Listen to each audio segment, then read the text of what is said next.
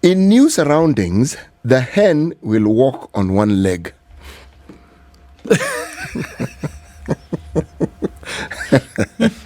I think that's very true. It is? Yes. What does it mean to you? I think when there's a lot of challenge in the neighborhood, Yes. I mean, there's new innovation. Yes. Yes. It's very good. You know, one of the things I really love about asking people's opinion about a proverb, you get to hear interpretations you could not have thought of. And yet, Because for the hen to walk with one leg, Yes. I mean, that's very innovative. Yeah. Yeah. And it must be because of the challenges in that food. Yes, yes. Yes, the hen has to be innovative because the challenges that it's facing require that it walks on one leg. Yes. Very true indeed. Okay, so is Kenya standing on one leg at this point? Because this is definitely new territory, Ahmednasir, and we are talking about a situation, first of all, unprecedented, really never been in this particular situation with all the elements, has never happened in Kenya before. And we're looking specifically at what has happened with the cabinet. I'd like to get your initial thoughts when we saw the dissolution of cabinet, essentially, and all 20 of those 22 members sent home. Before we even get into reconstituting it, what are your thoughts about what happened with the dissolution at that point? I think it was long overdue. That was the view of every Kenyan at that point, is that the cabinet let down both the people of Kenya and the president of Kenya. And it was no longer viable. It was no longer useful. All the problems that, that engulfed the country can be attributed to either the performance of the cabinet, its composition, the delivery, what they delivered, what they did not deliver. 2 years of wasted time, in my view. Yes. And that is what I think forced the president's hand to go that unprecedented way of dismissing his entire cabinet. Ahmednasir, you say 2 years of wasted time.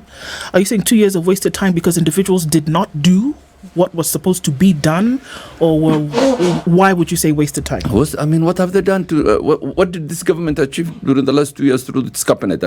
I've said many times that if you look at the last 2 years, you will see the president overworking himself, doing the work other people should do. You will see the president, running all over the place. But in terms of the visibility of the cabinet, in terms of, the achievements of the cabinet, in terms of, if we do an analysis of these 22 or 23 cabinet members and tell them, what have you achieved in the last 2 years? I think their scorecard will be very, very, very scanty. Yes. Do you think he realized this as the president and that there was something missing? We did hear that somewhere during the administration, he did call the entire cabinet and performance contracts were given. And then there were certain deliverables that they had to have achieved at the end of 5 years. We saw that happen. We also saw a very public calling out of ministries where he said, look, how can I be the one doing your work for you? You don't know what's going on. So at this point, was it a culmination of those plus what the protests were asking for? Or was it just because of pressure? And he said, okay, pressure, I feel it, everybody go home. To be fair to the president and even to the members of the cabinet, from day one, when he constituted that cabinet, everybody who is reasonable, of reasonable intelligence, who is aware of what's happening in this country, day one when the president appointed that cabinet, he knew and he was told that these characters will not deliver. It was obvious.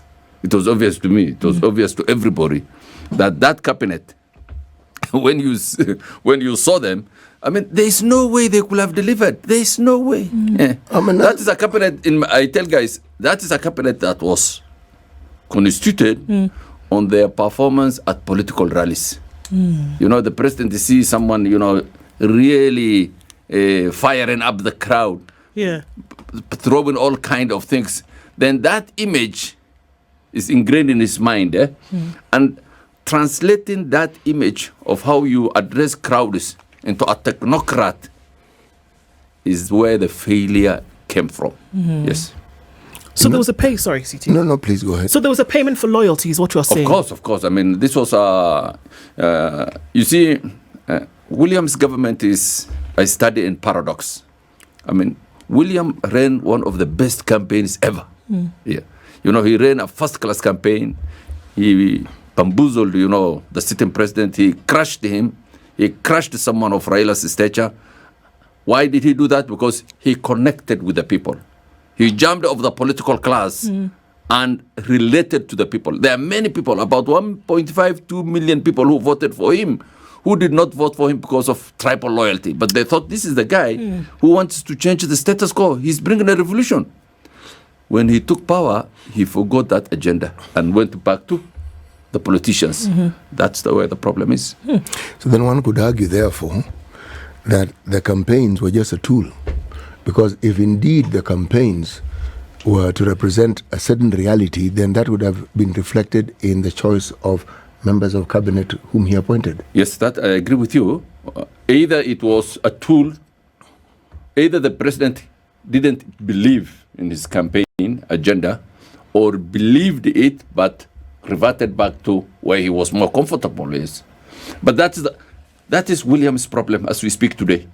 Yes, the disconnect between the utopia he created during his campaign and the reality that he wanted to rule on the country. That is the disconnect. That's why so many people are disappointed with him. Do you really think that, in all honesty, listening to the campaigns and listening to some of the promises that were made, that the president had genuinely intended to bring about change?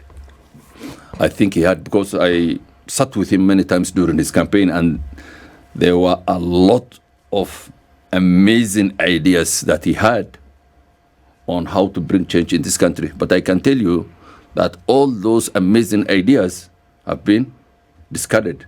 So that is where the problem is. Let me ask sorry.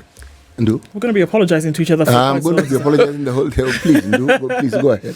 So, look, Wakili, if he knew, you're saying from day one, when he was appointing this cabinet, that he was aware, he knew himself that he was appointing folks that were, subservient out of loyalty. Not subservient, not okay, fit for the loyal, job, who were loyal to him, yes. during the campaign period. And then as the administration went along, it was clear that, certain things were not happening in the way in which they ought to be administratively. Why wouldn't he have done something earlier? We saw the rumblings. We saw there was one reshuffle, right? Why wouldn't he have said, okay, this is not working, kill the thing and let's move? It just seems that it is now coinciding with the protests, and that's when he decided, okay, well, here's my golden opportunity, shut this thing down. Why wouldn't he have done that earlier? I agree with you. He should have done much earlier. I mean, when you run either business or an organization and you find the problem on day one or on day two, you don't have to wait 1 year down the road or 2 years down the road to see whether it will sort out itself. Someone who cannot do the job on day one will not be able to do it 2 years down the road. Yes. So it is, the buck really stops with the president on all these issues. And that's why I think he has now a second chance. In my view, the reconstitution of his cabinet and all this, political alliance that's coming up is like the week after he was declared winner of the presidency. It's a new beginning for him. Yes. Is it really new? Let me explain why I asked the question. Somebody who's been in politics for as long as our president has been, he has been alive and in politics long enough to have seen the ups and downs of politics. He has been in a position where he can observe because he was a minister, he's been an assistant minister, he's been just a simple MP, he has been a deputy president. Now, one would argue, theoretically of course, that this ought to have given him a front row seat in understanding what ought to be done and what ought not to be done. However, that's the theory. You, by virtue of who you are, come across many politicians, or many politicians come across you. Where do you think the nexus is? Where do you think the problem is? Because I have this problem. I listen to someone and I can see this person means what they're saying. What happens when they get the job? Of course, reality hits them, when you are campaigning on, of course, hope that you may win, and you are campaigning on a certain political dynamics that you face. So you'll say, I will do this, I will change this, we will go this way. Then when you come to power, you have two options. To keep your word and say that we are going, it may be difficult, but the changes I promised, we will do it. The programs I promised, we will do it. Or you have the other option of saying that, now it's... The reality is the reality. We were campaigning. You should understand that. Yes, this is what we will do. Yes. And I think William, when you look at, the campaign he had, the promises he made, said that, probably made up his mind and said that what I promised, especially on reform, this guy, leave alone these things of, the housing something, the health is something, making roads. Those are mundane issues in my view. This country's fundamental problem is governance issue. This country has a corruption problem. Everybody in government, you see, the arrest always clerks. I was seeing a clerk today who was arrested somewhere, 280 million shillings. Now suppose just you go up the ladder, you go up the ladder. If the clerk is the lowest guy has stolen about 280 million, what is the top guy stealing? My goodness. So this country's problem is governance problem. Governance, rule of law. Yes. Is there a consequence if I steal today? There is no consequence. Yes. So a country that does not punish the powerful and rich people in government when they break the law cannot survive. That's why we are facing these challenges. The symptoms, these demonstrations. Yeah, symptoms of a problem. Yes. They're symptoms of a bigger problem. It's a governance problem. This country, you need to address corruption by those guys in power. So we're slowly going towards the reconstitution of the cabinet, and in this discussion we're building towards that, but then looking at these building blocks I think is extremely important. And I think somebody said to us yesterday that the folks who are loyal to you during a campaign, you have no business putting them in government. Take them and give them ambassadorial positions, send them out of the country, or even give them money. Let them far start away, some business. exactly, far away from you, because they're not going to help you when it comes to administration of a government. You have said that the buck stops with the president.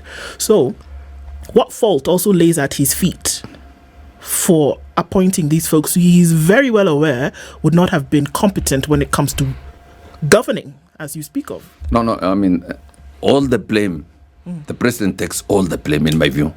And I told you that in my view, when he was appointing his cabinet, he was appointing them on the performance of X at a rally. You go to Costa, you see this lady, charging up the crowd, building up one very interesting proposal after the other. That is ingrained in the president's mind. You go to Western Kenya, then you see another politician really. In my view, I may be wrong, but I think I'm right. I think the president appointed his cabinet on the performance of individuals during the campaign and how they performed, their rallies, and how they organized things. And that is a wrong way, because energizing a political rally in a rural constituency is very different from being, for example, a minister for health. Yes. I must know something about health. At the very least. And if I am a very good mobilizer of rallies, the president can find a lot of jobs for these people. But, cabinet is the engine of the country. This is what moves this country. For example, this finance bill is a cabinet. It came to the cabinet. They discussed all those, and all those 23 members agreed that this is the right thing. And I don't think there was any dissent. That's the problem I think the president and the country faces. Okay. Yes. So let's look at some legal stuff. That we saw this. He made the announcement to Kenya that there was a dissolution of cabinet, and that now those positions were declared vacant. But then we also saw that there was a gazettement of the same thing. Why was that necessary for that to happen? I think for the record, all government things had to be gazetted. But I think the difference between the statement and the gazette notice is that the gazette notice now gave the reasons why the president dismissed them. If you look at the preamble where it says, whereas this, taking cognizance of what the people of Kenya have told me, addressing issue of transparency, all those issues. The president now gave proper reasons why he dismissed these cabinet ministers. Yes. I mean, one of the issues he said is the issue of transparency and governance. Yes, yes. The other issue is that he said is that many Kenyans have talked to him about their performance. Another reason was that he said, I have appraised all the cabinet ministers' performance. So the Gazette notice now gave very cogent, very powerful, very sound reasons why they were dismissed. Is it possible that each and every one of the 22 who were dismissed had these issues? Everybody essentially was not working, was not competent, was not transparent, was not accountable? I think there's an element of generalization, but I think to be on the safe side, we can say majority. Yes, majority. If the president felt that you performed, he left you. I mean, Mudavadi was left out. He left one guy, though. Mudavadi was left out, yes. Yes. You know, it's very strange because when you're discussing governance and politics, and the reference point is this country, it looks like you are discussing two very contrasting opposites. Because our politics seems to be a complete anathema to just the very concept of governance. How do you marry the two? No, to be fair, first, I mean, this country, if you look at our politics, we are very unique in the region. Eh? We are fairly advanced. Yes. Don't rush.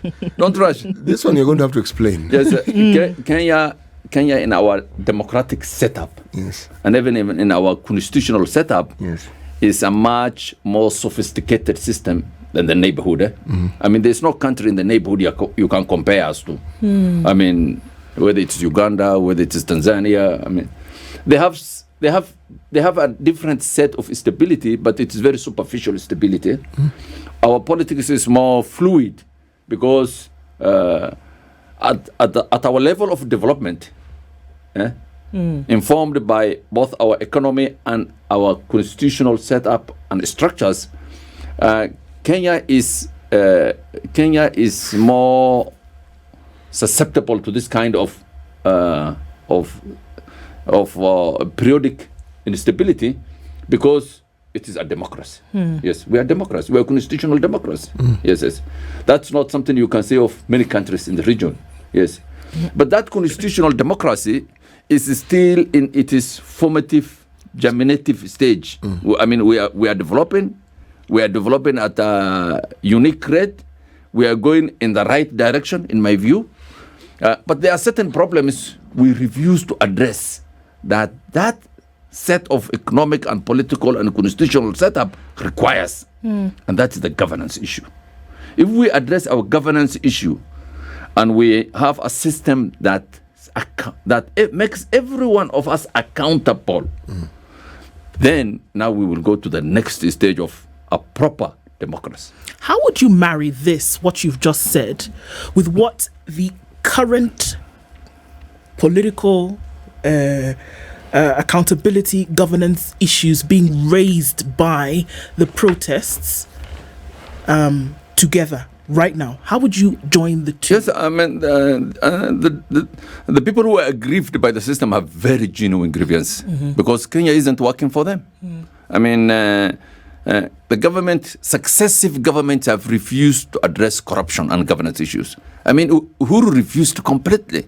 His 10 years, I mean, how many people were arrested and convicted for corruption? Maybe 2 or 1? If you look at independence since 1963, and you make a list of the political elites who were charged with corruption and convicted, they will not reach even 10. Yes. And all these rich billionaires, I mean, the money comes from government, you know. If you are not an Asian, for example, or a European or certain other, if you are black Kenyan and you are a billionaire, 90% of billionaires are made by former government officials. That's how we make our money. Yes. That's why you have seen all these cabinet ministers trying to go back. They don't have a program that was nusu or half that they want to finish. No. They want to make more money. Yes. The salary of a cabinet minister is 1.5 million maximum. Why do you want to go back? Why are they making all this noise? Why are they organizing demonstrations? Why are they organizing TV? It's because the only way we know on how to make money as an African, Kenyan, is to steal from government. Ahmednasir, in all honesty, Is that the only way we know of how to make money? You're a businessman. You're a lawyer, yes, but you're a businessman. Minority. Those are lawyers, doctors, professionals. I'm not talking about those, and we don't make billions. I'm telling you, from 1963 to now, if you look at the rich, wealthy Kenyans, They're former government officials. Yeah, former government officials. Yes. Yes. The others, we make money, of course. Lawyers make money. Doctors make money. Engineers make money. And that is why people are running into the public service. Not to serve, make a difference, not to serve, but to enrich themselves. And that is, the governance issue we have refused to address, because those guys in power, that's the modus operandi. Why do you want to kill that system that works so well for them? And now, is it working so well for them even now? For them, this is a passing cloud. As far as they're concerned, this is a passing cloud. For them, this is a passing cloud. When things quieten down, it'll be back to business as usual. Yes. Do you really think that is the case? No, it's not, because in my view, when you look at, these demonstrations, for me, I divide into two. The first one that was started by, this young generation was a thematic grievances. They were saying that, this finance bill has problems. It is taxing, it is destroying the economy, it is not in the interest of Kenyans. And they had very peaceful demonstrations, And I think majority of Kenyans were with them. The government, considered it and withdrew that bill. After that, a lot of other actors came into, As they were bound to. Kitengela became the epicenter of the new demonstration, the headquarters. So there are all those issues. But I think the seismic change these demonstrations brought about is that people like the president and even the political elites have realized that if we don't address some of these issues, the next demonstration will be much bigger. It'll be at our doorstep. And much closer. Yes, much closer and more problematic to address. Yes. Let's take a break on that point, and we're going to come back after the break and then talk about, okay, fine, reconstituting the engine, essentially, that's going to run government in a way in which it has not been done before, and we'll get insights into that. It is 28 minutes to 10 o'clock. We'll continue with this right after this break. 25 minutes to 10 o'clock, and our conversation continues this morning with Ahmednasir Abdullahi, and we are looking at reconstituting cabinet. And we've seen what has happened progressively over the last 2 years. It was clear what needed to happen. It happened. And now, in the face of all of this, Ahmednasir, there must be an engine that runs government that must be selected. We are being told that the president has retreated to now select his new cabinet. What needs to happen for that? I think, as I said, the president now has a golden opportunity. This is like starting afresh. He has no cabinet. He's reconstituting his entire cabinet. Finding 25 or 23 or 22 competent Kenyans, male, female, that represent what we call the face of the country, is not a difficult task. No. Yeah. You can do it in a day, you can do it in a week, but it is very important to say that, my cabinet has failed me during the last 2 years. They achieved so little. There was so much disappointment expressed by ordinary Kenyans to me. I have dismissed them. I'm starting on a clean slate. Who shall we start with? If he has good advisors, and I think the president now has some good advisors, he can easily say that, this is the list, and within a week he will have an amazing list of, guys competent in their area. If you want to appoint me, for example, you should not appoint me minister for. I will perform well. Maybe yes. A thing or two about legal but water, affairs. I want to hear the minister. Yes, water. Health. Something. There are Kenyans who are experts in water. Yes. They have done range management. They have done a lot. Probably they are experts. So you can say that, of course there are guys you can shanda but there are Kenya. If you want to get health, for example, if you want to fix health, my goodness, not necessarily a doctor, but someone who knows something about the medical profession, the challenge facing the country. Public if health, you want fix agriculture. There are many Kenyans who know a lot about agriculture. There are guys who have been studying all their lives.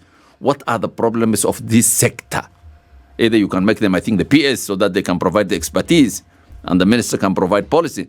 But for God's sake, I mean, I think the president has a second chance. He should not saddle us with this, incompetent riffraffs that he collected from rallies. Yes. When it comes to the selection of or appointment of high-ranking government officials in a political setup, I think it goes along the lines of a logic that is just peculiar to that particular aspect of our lives, politics. But the person who selects cannot escape blame, because you select that cabinet to serve a purpose. See, like now, for instance, what brought everything we're talking about to the head that we're now at was the finance bill. But that was a culmination of things that had been said over and over again. And yet, this same president has advisors in all these fields. No, but to be fair, I mean, right from the, I agree with you, the finance bill was the culmination. It brought to the fore, but it was fermenting, It was boiling up. Mm-hmm. Yes. I mean, all these grievances, all these incompetences in government, all this corruption, it was boiling for the last 2 years. Kenyans were talking about it. This has been boiling for the last over 10 years ago, because the Uhuru government went overboard in many, many issues. But that's a different story. Yes. Why I'm saying this is, if I look at that plethora of advisors and all those people, am I to believe that all these people could not see what was happening in the country and advise, and that they did not advise, or if they advised, that the advice was not taken to heart and that nothing could be done? This matter of the finance bill and the burden it, there are people who, I'm told, I read, experts in economics. How do you allow the IMF to dictate to you austerity measures which have never worked? When applied, have never worked. That theory has been debunked many, many times. In a recession, you pump in money, not reduce the flow of it. And this is what they're going with. IMF does not come to your door. Hey, you go to them. They even don't like when you come. Yes. It's when you, I don't want to use the right word, but it's when you destroy your economy. Yes. It's when you steal everything. It's when your coffers are empty, like Uhuru did when he left. Yes. It's when it is empty. It's when you are desperate. You can't even buy bread for your people, that you go begging. And then they tell you, okay, you are coming to beg today? Yes.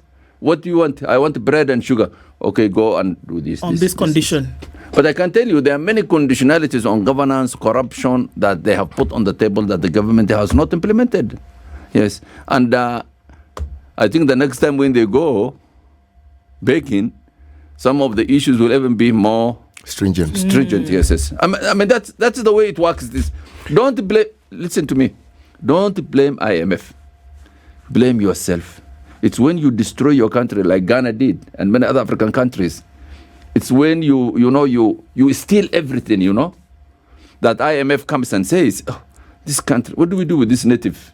Then that's the time they write the prescription for you.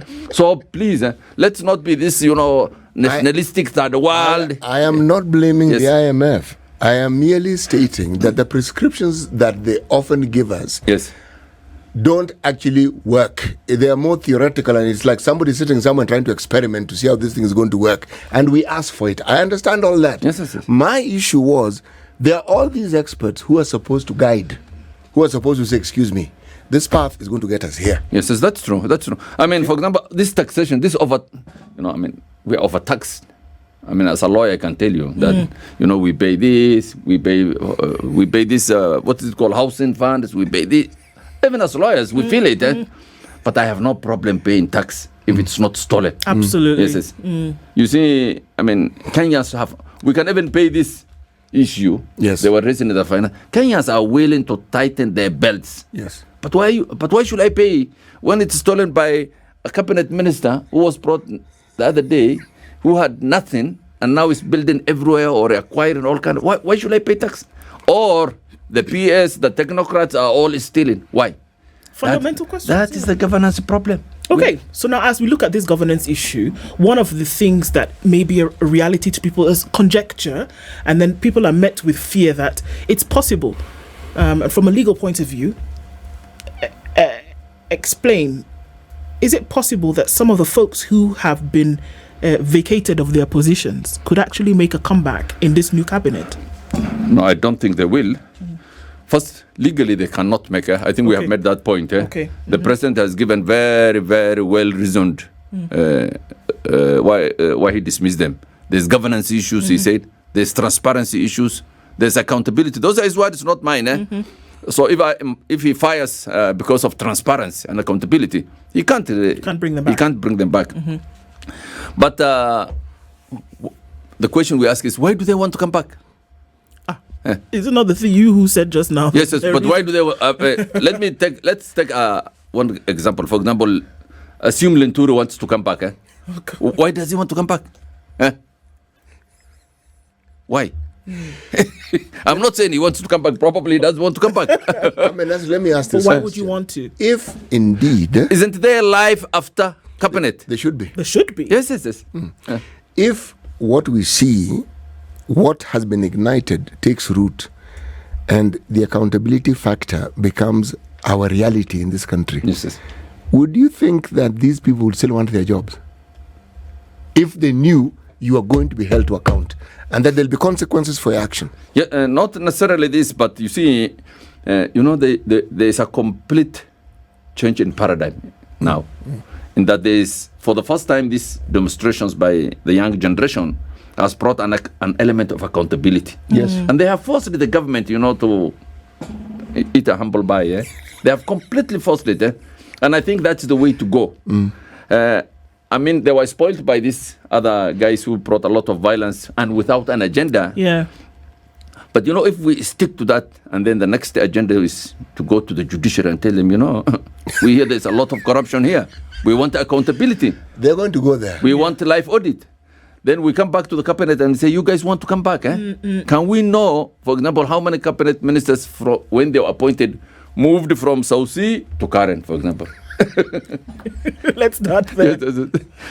Or, we know all these things. Listen to me carefully. The government knows who steals what, almost on a daily basis. They know. But they don't want to take any action. Why? Because it will create this kind of chaos, Well, the chaos is here with us, isn't it? Yeah. Now, we want that chaos actually to be normalized, to be made, to be structured. For example, so that we can audit every Kenyan who works on how he makes his money. And if he can't explain, to return that money to us. Yes. So that we don't pay taxes the way we are paying. Our taxes can go down if we have a proper governance structure. Tax will come down. Yes. Ahmednasir, is it enough to reconstitute a cabinet and then not look at some of these underlying issues? You've said something, and I think that's the very bane of what's happening in Kenya. Corruption is an issue. Transparency is an issue. Non-accountability is an issue. You have a public debt audit which is still waiting. Heaven knows when that will ever be done. But is it enough to reconstitute a cabinet and hope and pray to God, cross your fingers and knock on wood that they will do what they're supposed to do? Or must all of these underlying issues also be covered? I agree. First, I think the president has made it very clear that the dismissal of his cabinet and reconstitution is just one part of it. Okay. And he said it very clearly. He says, I want to address corruption. I want to address governance. And when Kenya has a lot of problems. Of course, I've spoken about the judiciary a lot. Yes. And I think my views are well known. I can only report that things are going worse. Oh, wow. Since we met here last time. Mambo Maripika. But even look at Parliament. Parliament is not a functioning institution. At the moment. Okay, the speaker is there. The leader of majority gives a speech. The leader of minority is given an opportunity to say something. Members are not allowed to debate anything. Yes. Remember, I've seen many friends of mine, they said we are not allowed to talk. If we bring a motion, there will be chaos that X has brought a bill, you will be forced. So we must revisit how Parliament works. Because we have seen the challenge with the executive. We have no judiciary to speak of. It depends on how much you pay the judge. we have a parliament. So how does your democracy works? I mean, Ahmednasir, your angst against the judiciary is well documented. But are we saying that everybody in the judiciary is on the take? Surely. My views are known. I've told you that since I was here last, mambo imeharibika. Nimekusikia. The judiciary has expanded. I mean, one looks at judgments, one looks at declarations by the court every day, and some of them fairly favorable to the public, I would argue. That's actually, I've said many times about this. There's something called public law and private law. The Kenyan courts, if you are a foreigner, you will be amazed at how progressive and sound their public law judgments are. Right. The police cannot do this, the president cannot do this, parliament cannot do this, the executive cannot do this. That one, they have done fantastic job, and I give them a lot of credit. But pale wanakula ni private law. I have a dispute with you, we are fighting over a house, we unaenda unachotea. That private law, that's where the problem is.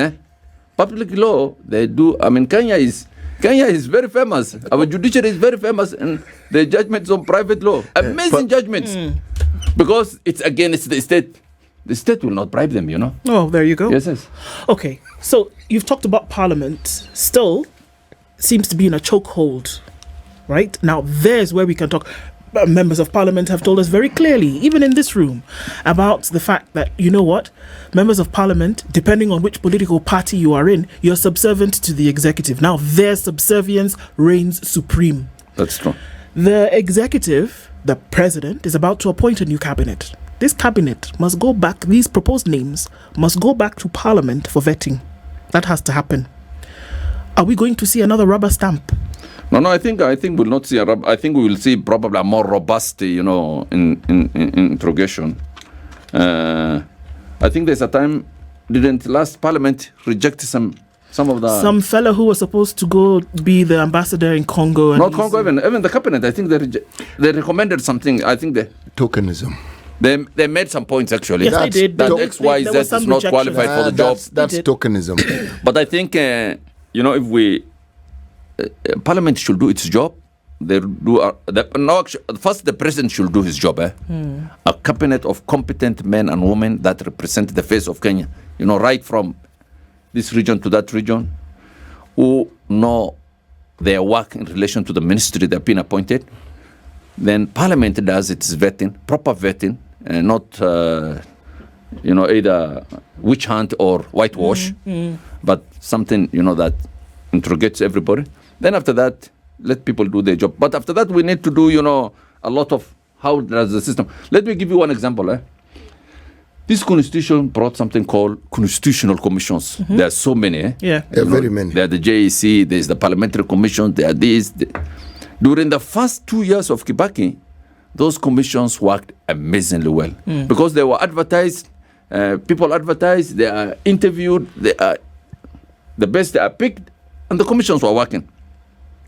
When Uhuru came to power in 2013, they came with a roadmap to capture these constitutional commissions. When they advertise, you already know that X, Y, Z, Z will be given the jobs. They appoint people, I don't want to say, I don't want to name the kind of people who interview, but if you look at the people who interview the DPP, you will get an idea. People who have no idea, who have never gone to school, will interview the person. Then they were given a list by the executive. They say, we want X, Y, Z. So the Constitution Commission now is staffed with people who answer to State House. So all constitutional commissions have died. There's none that's now functioning because all of them were appointed by State House. The same thing happened in Ruto's government in the last 2 years. Every time they want to appoint someone, 6 months before, we will know that Ahmed is taking the job. And Ahmed will be told, we are giving you that job. Interview, we'll take care of it. So, my friends, that is what's killing Kenya. Destroying institutions. Allowing people who are loyal to you to take over very, very important organs of government. Ahmednasir, all over the world, when a president wins an election, you witness cronism. People appoint the people they can trust and the people they know.